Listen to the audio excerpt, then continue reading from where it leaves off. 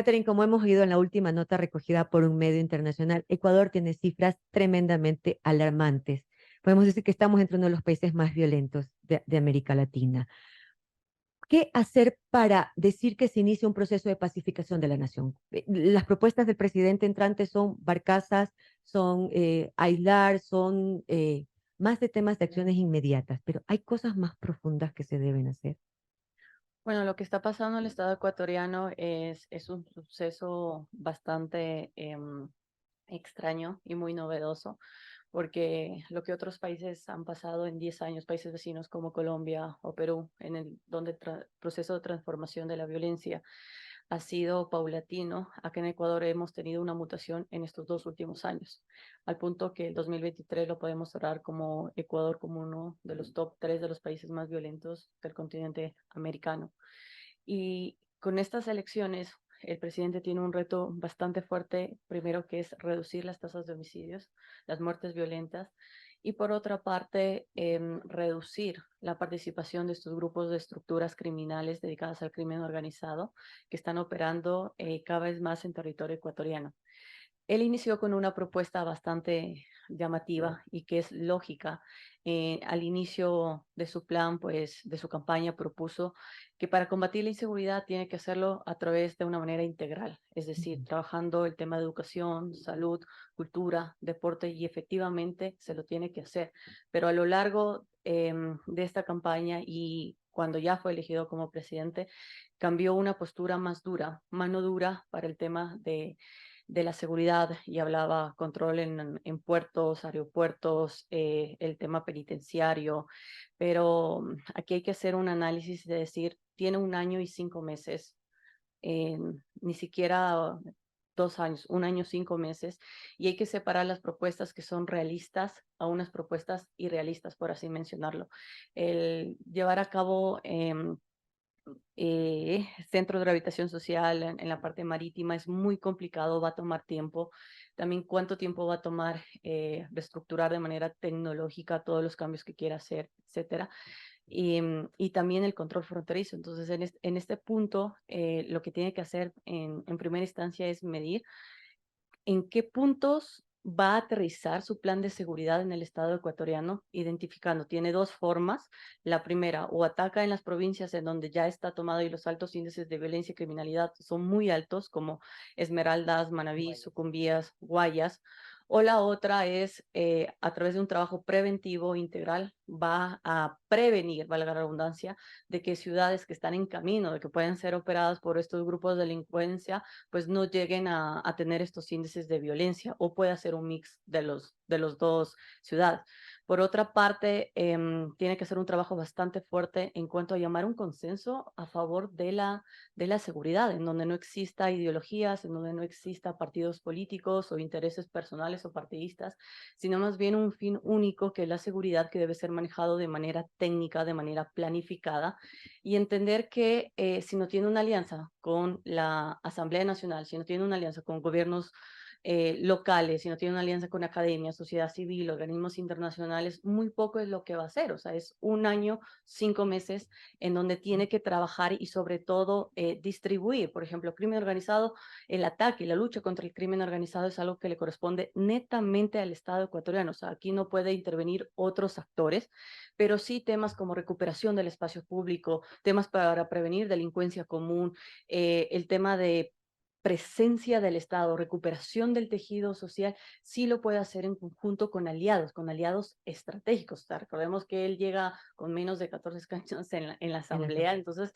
es un punto en donde tiene que negociar absolutamente con todos. Y por otra parte, el tema penitenciario. O sea, aquí es fundamental porque el tema penitenciario es el generador de toda la delincuencia, de todo lo que estamos pasando hoy como Estado ecuatoriano, y debe haber un trabajo muy fuerte con lo que es el trabajo de la impunidad, trabajar contra la corrupción, trabajar contra el lavado de activos. Y habla él muchísimo de crear un centro de, De de, de inteligencia. inteligencia, pero ya tenemos el CIES. Entonces, más bien sería fortalecer las herramientas y recuperar y saber cómo adoptar esa información operativa que levanta Policía Nacional, Fuerzas Armadas, para el tomador de decisiones.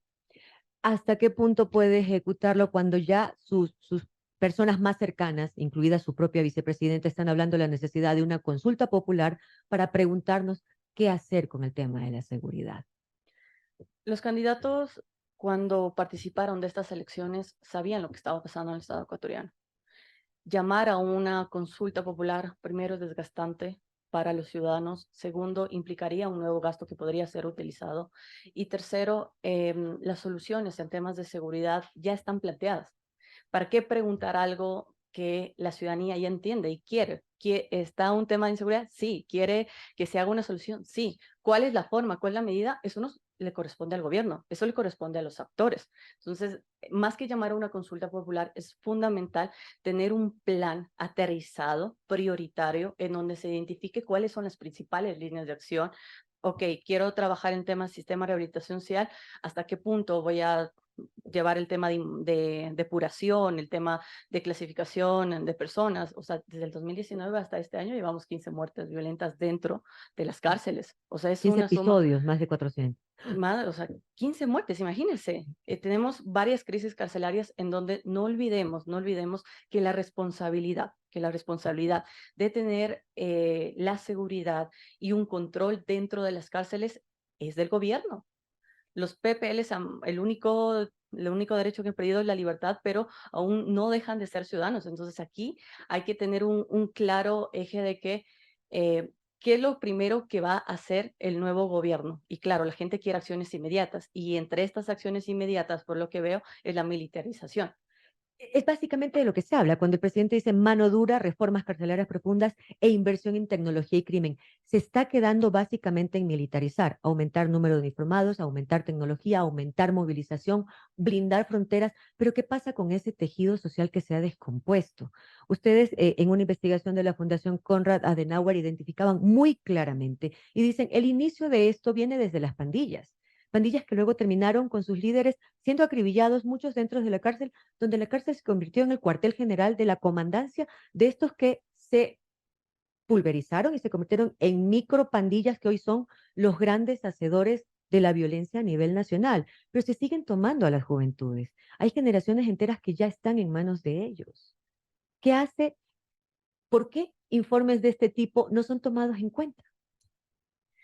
Por descuido, por improvisación o por pensar que Por mucha el responsabilidad. tema de, más que eso, yo creía que por pensar que los temas de seguridad solo tienen que ser operativos y no manejarlos y ver el contexto global.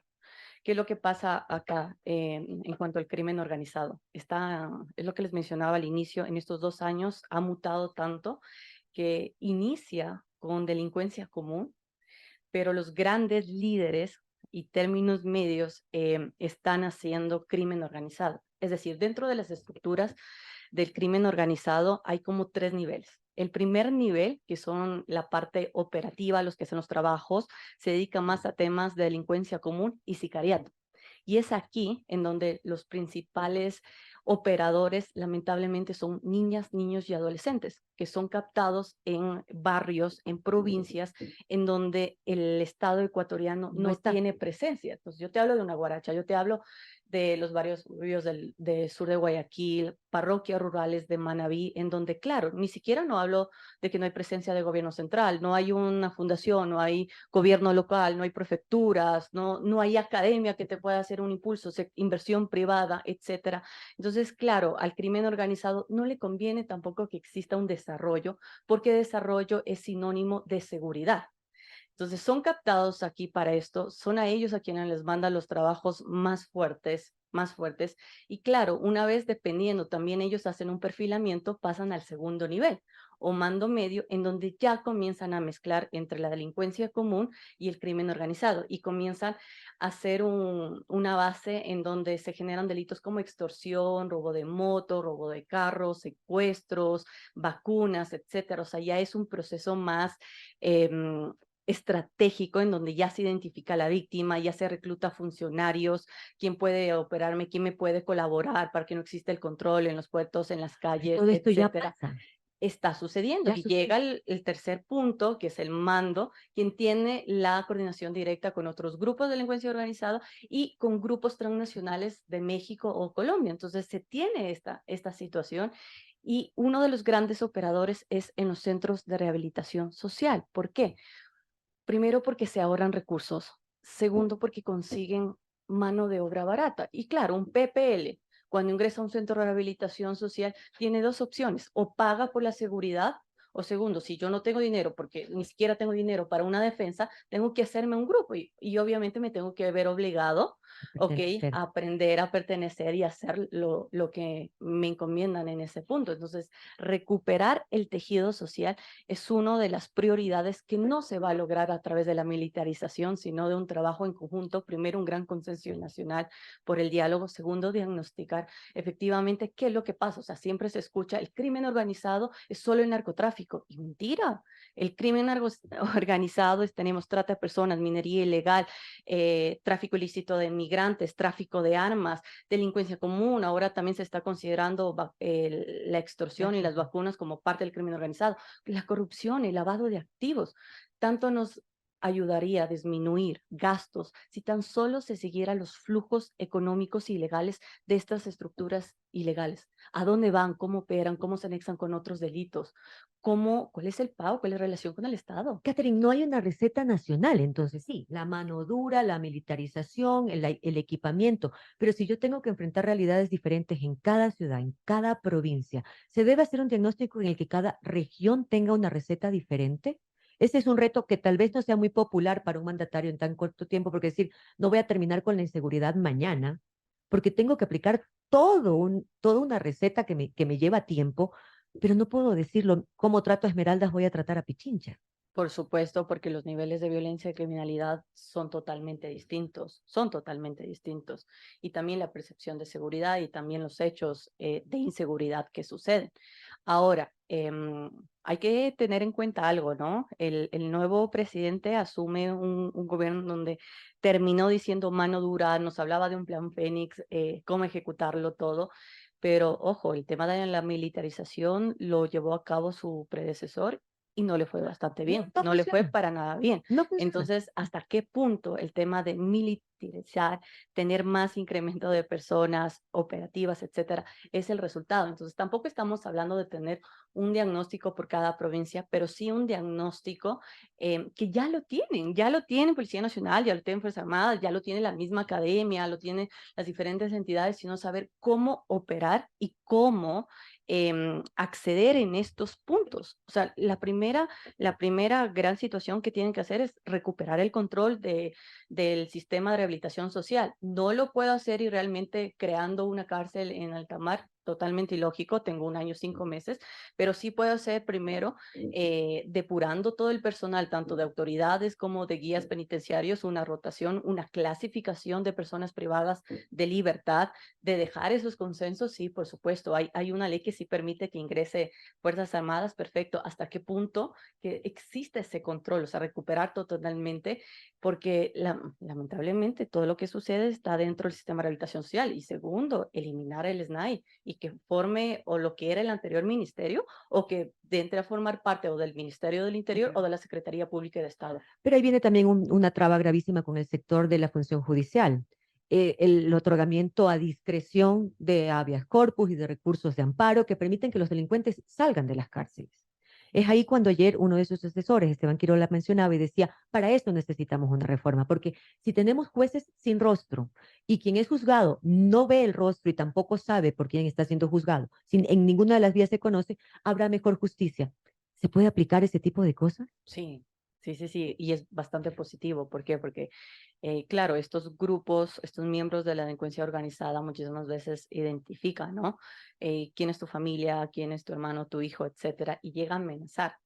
Y hay otras personas, claro, que ceden por temas de corrupción, etcétera, pero sí un modo para garantizar y que no pongan en pretexto de que mi vida me amenazaron de muerte a mis familiares, etcétera, es a través de estos famosos fiscales anónimos o jueces anónimos, que no pueden ser en su totalidad, pero sí sobre todo los que llevan temas de delincuencia común alta o de crimen organizado. En fiscalía hay un tema de FEDOTI, que son los fiscales de FEDOTI.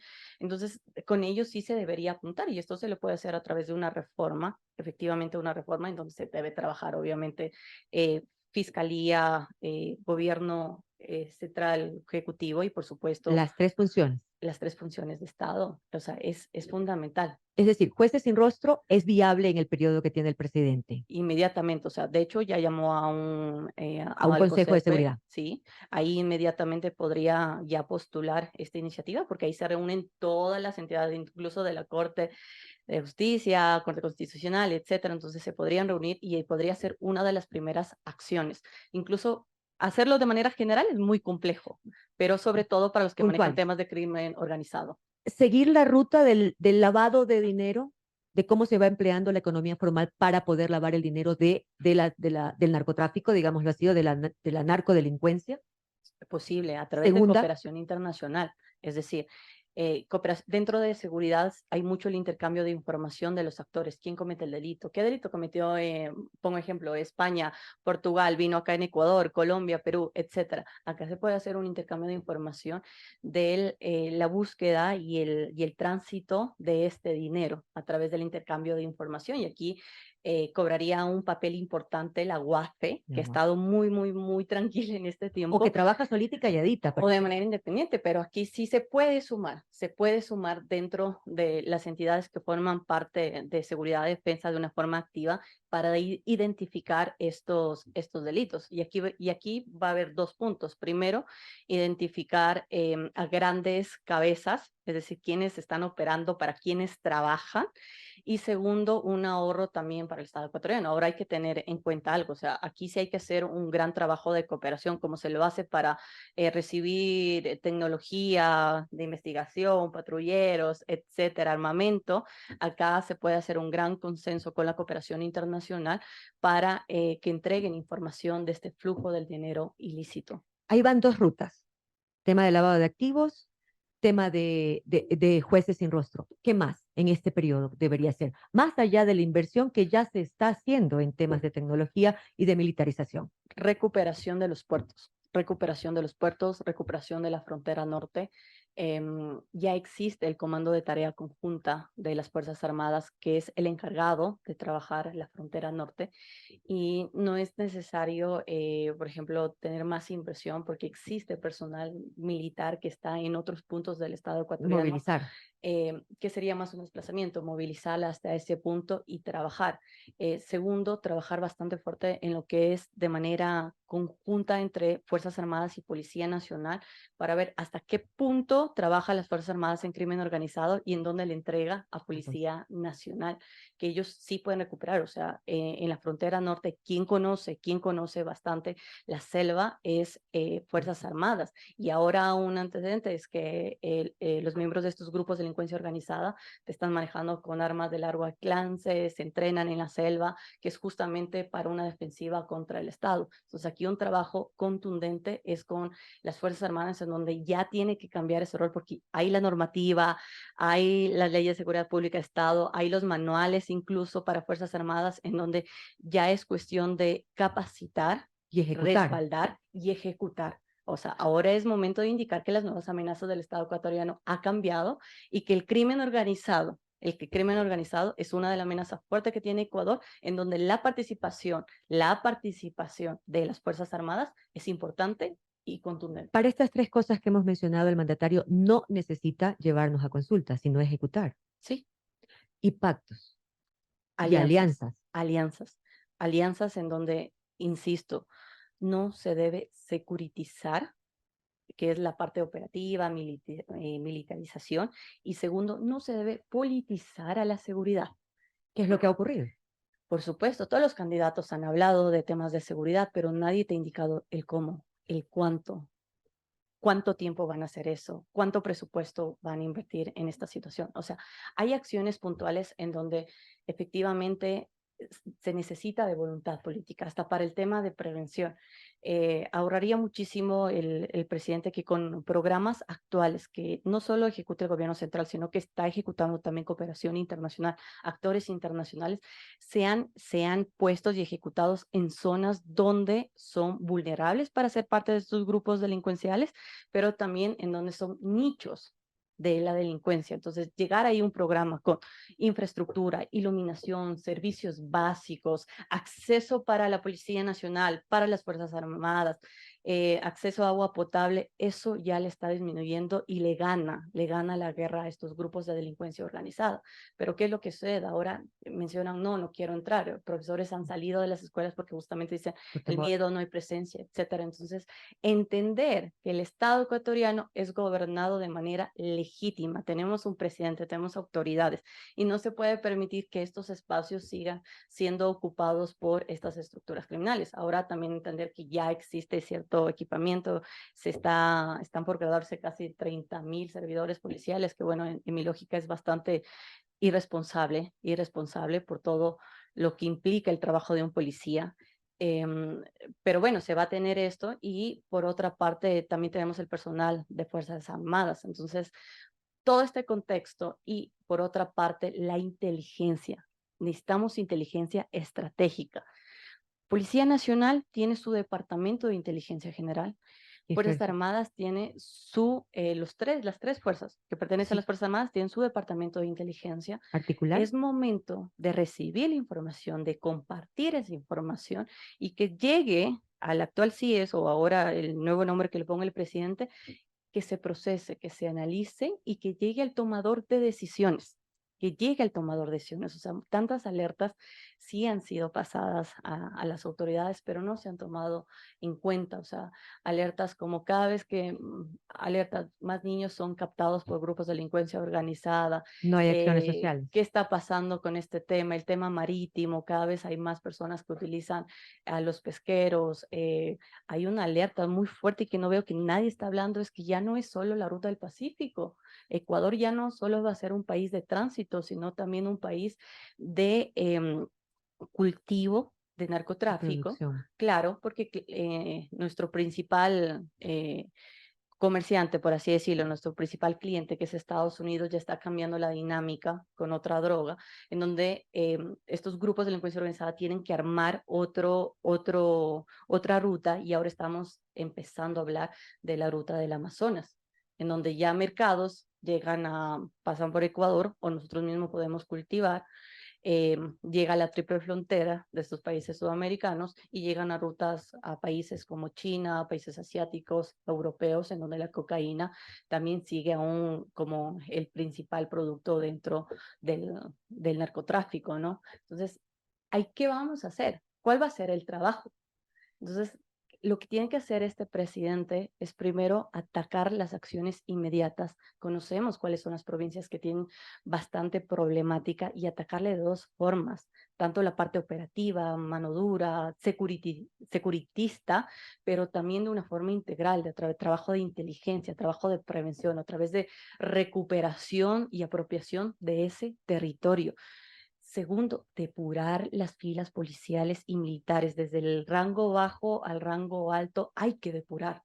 Y no solo a ellos, también al sector público, también al sistema de justicia, al sistema de investigación, fiscalía, todos en los que se pueda dar este trabajo. ¿Por qué? Porque mientras se ha ganado tanto espacio el crimen organizado en el Estado, en Se ha sus ido perdiendo diferentes espacio.